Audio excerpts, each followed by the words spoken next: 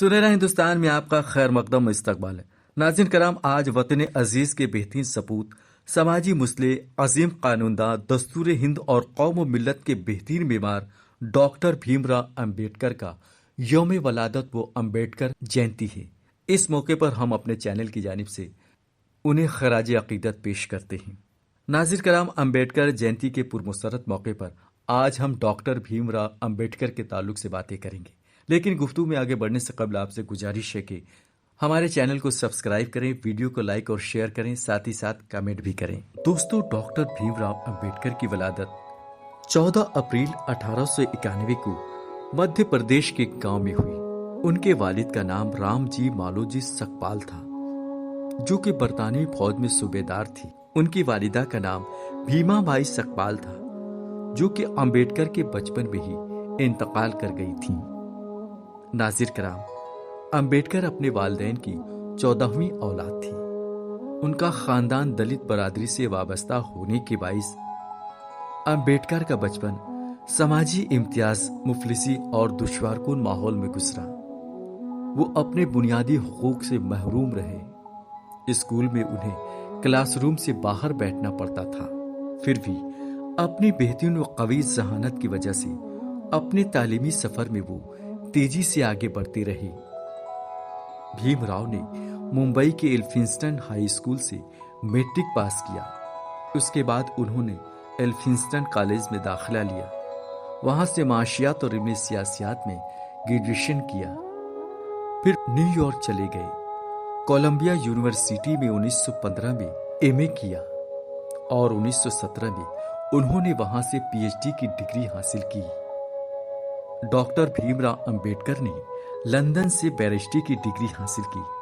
اعلیٰ تعلیم حاصل کرنے کے باعث وہ اتنے لائق اور قابل تھے کہ انہوں نے ملی اور سماجی اصلاحات اور قانون کے شعبے میں گنا قدر خدمات انجام دیں۔ بابا صاحب نے وطن کی آزادی کے حصول کی اہمیت کے حوالے سے لوگوں کی ذہن سازی کی۔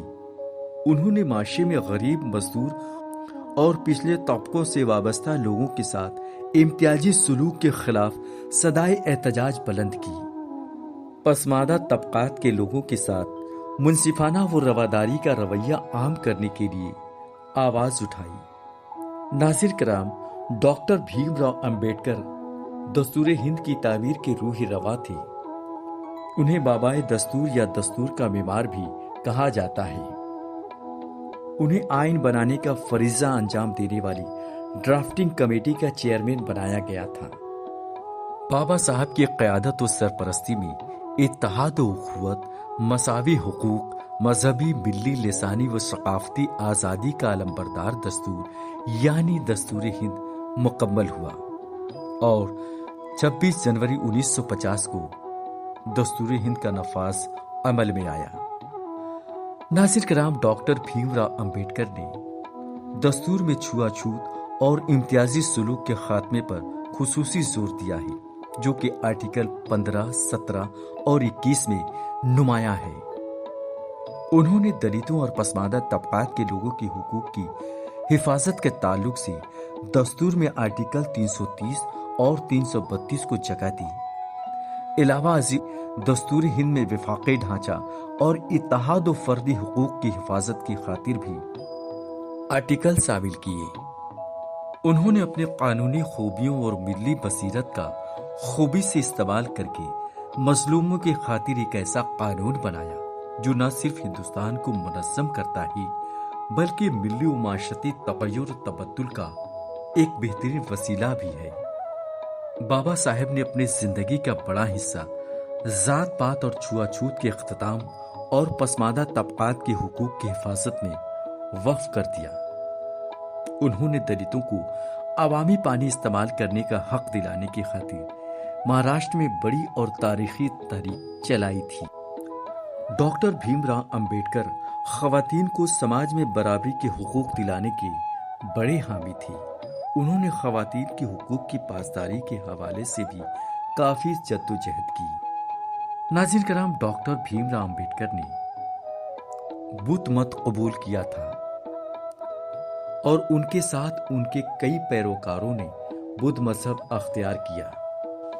उन्हें आजाद हिंदुस्तान का पहला वजीर कानून बनाया गया और वजीर कानून की हैसियत से भी बाबा साहेब ने जिन नवैयत की खिदमत अंजाम दी हैं उनसे तारीख के कई औराक रोशन हैं। वतन अजीज के इस बेहतरीन सपूत ने 6 दिसंबर 1956 को इस दारिफानी को खैरबाद कहा था। नाज़रीन किराम, बाबा साहेब को उनके इंतकाल के बाद मुल्क का सबसे बड़ा एजाज भारत रत्न से उन्हें नवाजा गया। नाज़रीन किराम, हमारा वीडियो आपको कैसा लगा कमेंट करें।